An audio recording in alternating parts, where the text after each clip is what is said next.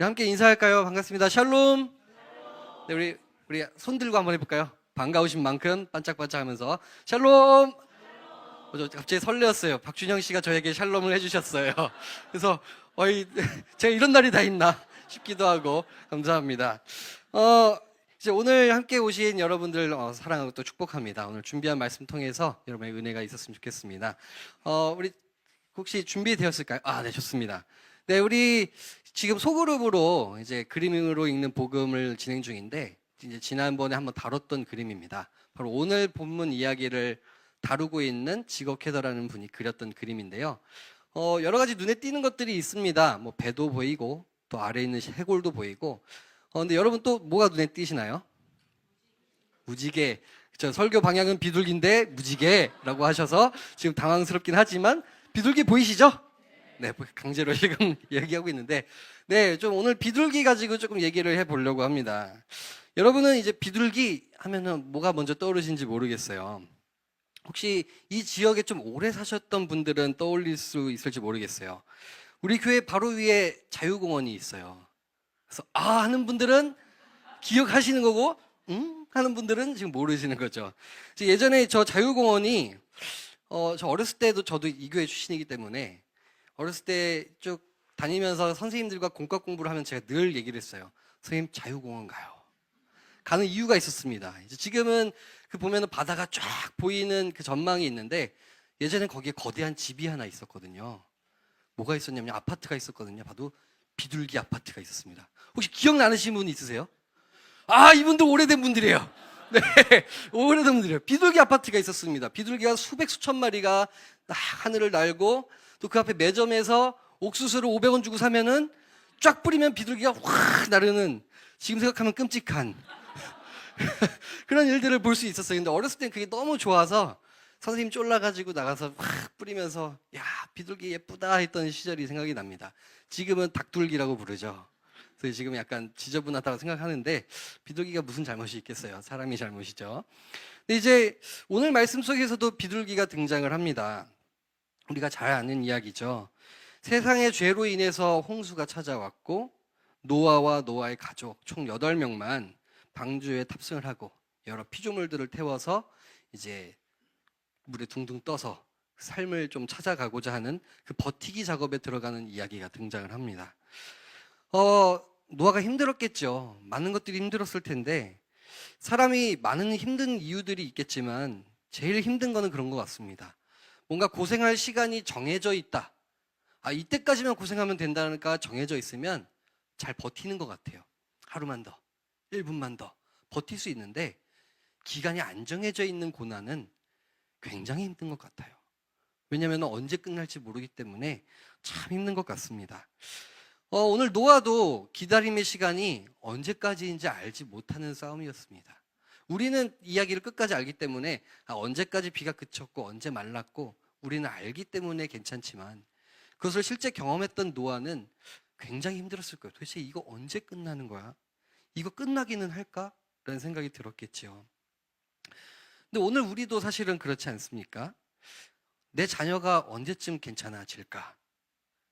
우리 가정의 현실적인 이 어려움이 도대체 언제 끝날까? 망가지고 틀어진 여러 가지 관계들이 있는데 이것은 언젠가 회복이 되기는 할까? 이렇게 무기한의 싸움은 우리를 계속 지치게 만들고 기도해도 되지 않는 것 같은 그 순간들을 느낄 때마다 점점 더 지쳐가고 좌절하는 것이 우리의 삶인 것 같습니다. 오늘 본문에 나오는 노아도 똑같은 힘겨움을 겪고 있습니다. 언제 도대체 비가 그치고 언제 마른 땅을 밟을 수 있을까? 우리와 똑같은 한 사람의 이야기입니다. 그리고 노아는요, 그것을 잘 기다리고 버텼습니다. 그리고 비는 그친 것 같아서 이제 마른 땅을 밟기 위해 고민을 합니다.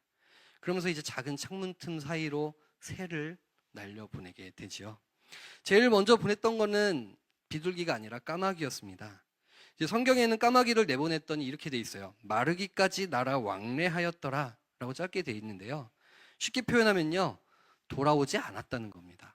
돌아오지 않고 계속 주변만 맴돌면서 별로 도움이 안 되더라, 이 이야기입니다. 왜일까요? 까마귀는요, 깨끗하고 말라있는 씨앗을 먹는 동물이 아니죠. 죽어 있고 썩어 있는 것들도 그냥 다 먹을 수 있는 동물이었어요. 자, 내보냈습니다. 까마귀한테는 뷔페가 열린 거예요. 네, 안 돌아와도 돼요. 왜요? 여전히 둥둥 떠 있는 더러운 시체들과 사체들이 있었을 거예요. 그것을 쪼아 먹으면서 굳이 방주로 들어가지 않아도 됐던 겁니다.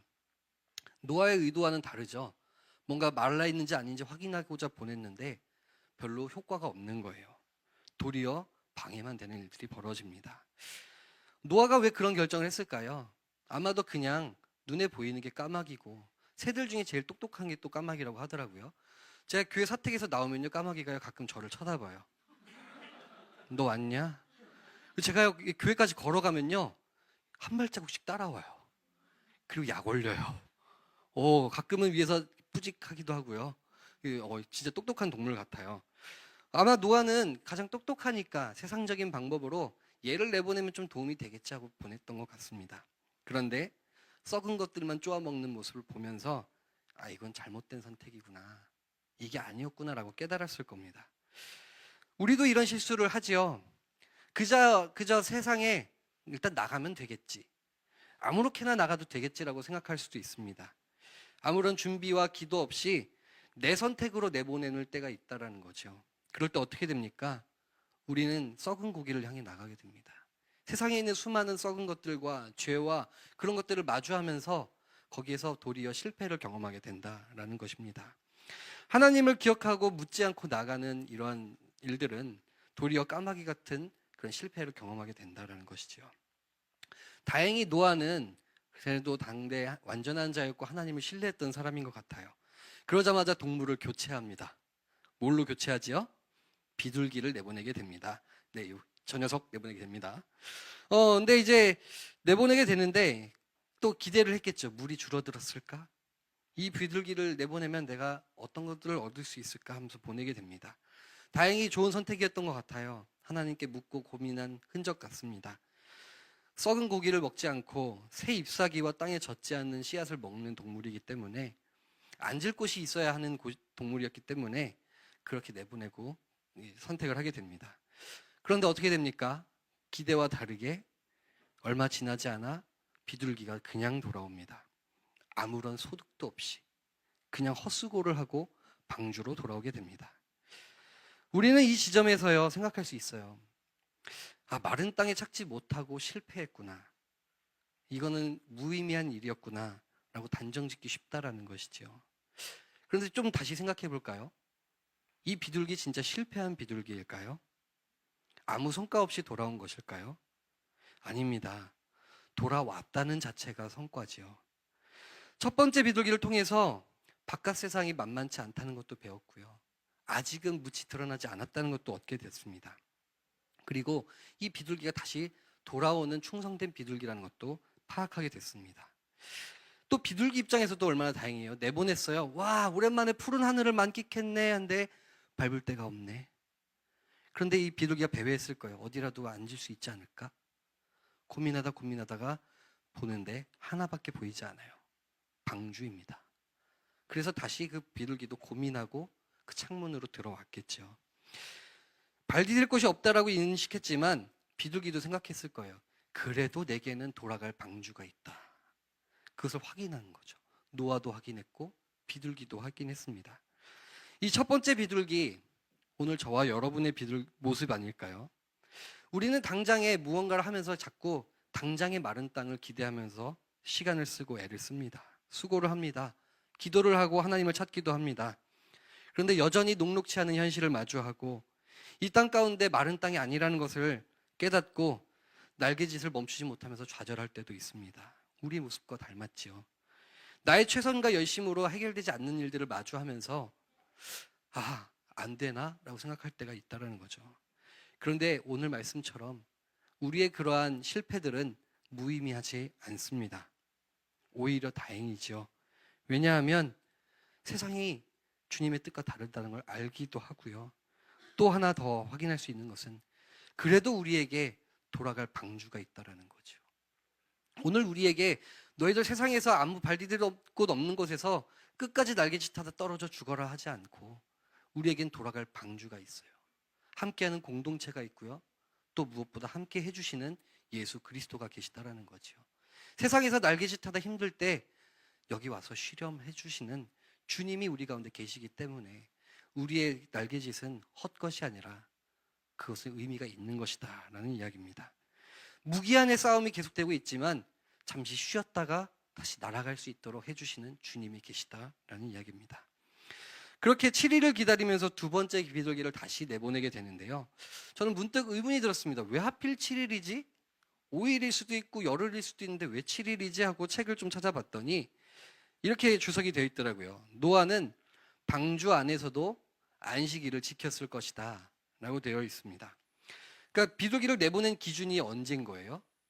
주님과 예배하는 그 안식일을 기준으로 나갔다라는 겁니다. 그렇게 내보냈다라는 거예요. 막연히 이제는 노아가 내 뜻대로 까마귀 내보내봐 하는 것이 아니라 바뀐 거예요. 주님께 예배하고 묻고 고민하고 기도한 다음에 7일이 되어서 다시금 주님과 함께 그 비둘기를 날려보내겠다라는 겁니다. 그렇게 고민하고 내보냈습니다. 그리고 그 나간 두 번째 비둘기는 어떻게 될까요? 자, 저녁이 돼서 비둘기가 또다시 돌아왔어요. 생각했겠죠. 또 실패구나. 좌절하려고 하는 그때 비둘기 입에 뭔가 보여요. 뭐인가요? 작은 잎사귀 하나가 보입니다. 초록색 잎사귀예요. 다 시들어버린 잎사귀가 아니라 푸릇푸릇한 다시 돋아난 잎사귀예요. 이 그림에도 두 번째 비둘기가 물고 있어요. 자, 잎사귀 한 조각 그게 뭐라고? 누군가의 눈에는 에이 이거 부질없어 또 실패네 라고 할 수도 있겠지요. 그런데 이것을 믿음의 눈으로 바라보면 달라집니다.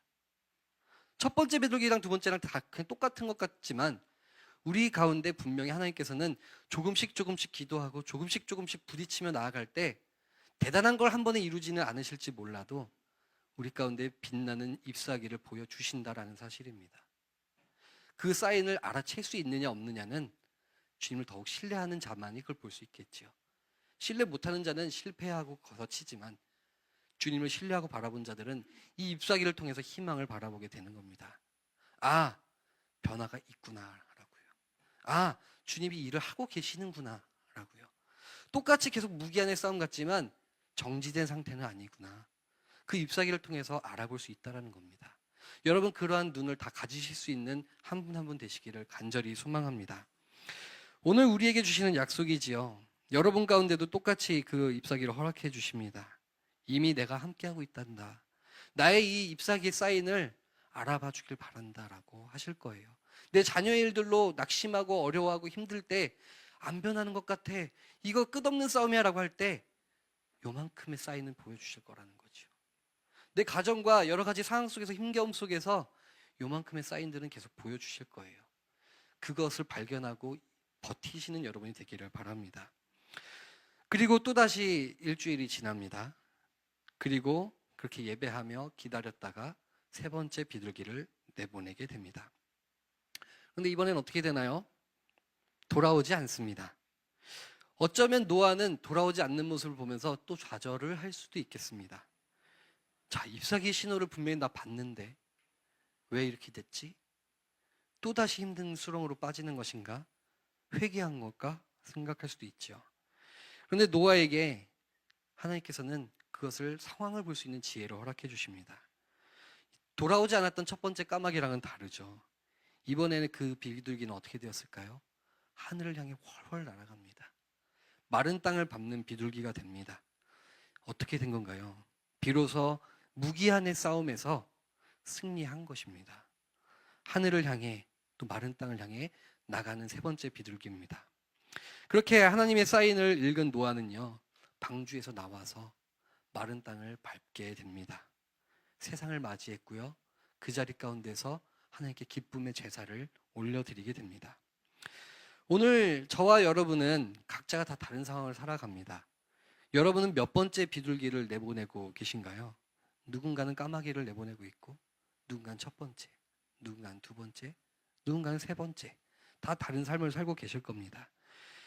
간절한 소망을 품고 있는데 이루어지지 않아 헛수고처럼 느끼고 있는 첫 번째 비둘기의 삶이 있습니다. 간절히 자녀를 원하고 있는데, 혹은 새로운 이직을 준비하는데, 여러 계획한 일들을 하는데 나아지는 것이 없는 것 같아 좌절하기도 하죠. 그러나 그래도 감사한 것은 여러분에게는 방주가 있습니다. 주님이 그 순간에도 함께 하시고 일을 하고 계신다라는 것입니다. 누군가는 잎새를 발견한 두 번째 시간을 지나가고 있을지도 모르겠습니다. 그러나 힘내시기 바랍니다. 하나님은 여러분을 향해서 마른 땅을 준비하고 계시고 계속 잎새를 보여주시는 사인을 허락하고 계십니다. 변치 않고 그 마음을 좌절하지 않고 계속 기도하며 내 삶에서 최선을 다해서 해나갈 때 분명히 잎새를 넘어서 숲을 보는 그날이 올 줄로 믿습니다. 그렇게 주님께 손을 맡기고 다 내 것을 맡기고 나아간 여러분 되기를 바랍니다. 또 누군가는요, 이제 잘 정말 버티고 버티셔서 하늘을 날아가는 비둘기를 볼 시기가 온 분들도 계실 것 같습니다. 그런데 기억하십시오. 내가 잘나서 비둘기를 내보내서 마른 땅이 생긴 건 아닙니다. 내 지혜로 비둘기를 보냈던 것도 아니고요. 모든 것은 하나님이 하셨던 일이지요. 그 사실에 감사하면서 마른 땅을 밟고 있는 순간을 느낄 때 어떻게 해요?